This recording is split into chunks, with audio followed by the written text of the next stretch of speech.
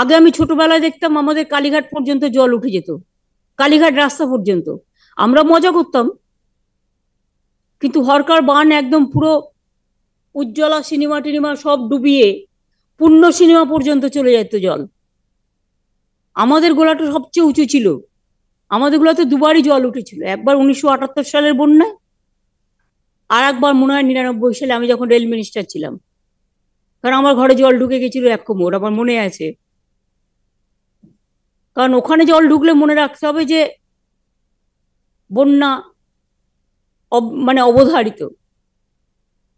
আগে একটু বৃষ্টি হলে দক্ষিণ দিনাজপুরেও আমি দেখতাম, বারবার দেখতাম, বালুরঘাট, গঙ্গারামপুর, কুশমন্ডি, তপন 1 কোমর করে জল জমতো। এখন অনেক কাজ আমাদের সরকার করেছে, ফলে এখন যদি অনেকটা কমে গেছে।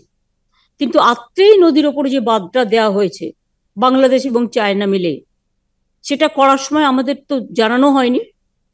আর তাতে কিন্তু অনেক মানুষ পানীয় জল ওখানে পাচ্ছে না, একটা সংকট তৈরি হয়েছে জলের তীব্র। আমি কিন্তু এটা প্রধানমন্ত্রীকে অনেকবার বলেছি, এবং আগের যে মিটিংগুলোতে আমাকে ডাকতো ইন্দো বাংলাদেশের, সেখানে আমি বারবার কিন্তু এটা রেজ করেছি, কিন্তু তা সত্ত্বেও আজ পর্যন্ত কোনো ব্যবস্থা হয়নি। জলপাইগুড়ি জেলার এইটা হচ্ছে অবস্থা। জলপাইগুড়ি মিউনিসিপ্যালিটির চেয়ারম্যানকে আমি বলবো, এবং ডিএম কে স্পেশালি, এসপিদের থেকে শুরু করে যারা বিডিও আছেন, এডিএম আছেন, এসডিও আছেন, ডিজাস্টার ম্যানেজমেন্ট সিস্টেম আছে, ইরিগেশন আছে, পাওয়ার আছে, আরবান ডিপার্টমেন্ট আছেন, রুরাল ডিপার্টমেন্ট আছেন, সবাইকে কিন্তু এটা কেয়ারফুলি দেখতে হবে। হঠাৎ করে বর্ষায় দেখবেন অনেক সময় বিদ্যুতের তারগুলো কারেন্ট হয়ে থাকে, দয়া করে কেউ তখন হাত দেবেন না। খুব ঝড় বৃষ্টি হলে টিভিটা অফ করে দেবেন কিছুক্ষণের জন্য, যতক্ষণ না থামছে, যাতে ইলেকট্রিফাইড না হয়, বিদ্যুতে তড়িতাহত কেউ না হয়।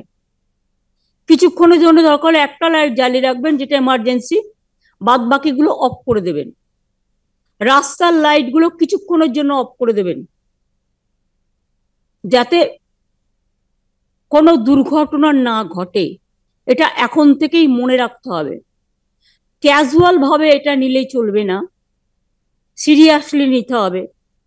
পঞ্চায়েতের থেকেও পঞ্চায়েত এলাকাগুলো ডিএমদের একটা সার্কুলার জারি করে, অনেকে হয়তো জানেই না সিস্টেম, তাদের একটু জানাতে হবে। যেগুলো গাঙ্গেয় অধ্যুষিত অঞ্চল, বন্যার আশঙ্কা থাকে বা জল হলে জল বেড়ে যায়, সেখানে দরকার হলে আগেই আমরা যেমন সেফ শেল্টারে মানুষকে তুলে আনি, তাদের রিলিফ দিই, স্বাস্থ্য দপ্তর তাদের এমার্জেন্সি মেডিসিন দেয়, এবং ডিজাস্টার ডিপার্টমেন্ট তাদের ডিজাস্টার কিট দেয়, চাল থেকে শুরু করে সবকিছু দেওয়া হয়। এবং তিপ্পল একটা দিলে হবে না, তিপ্পল 2-3টে করে দিতে হয়।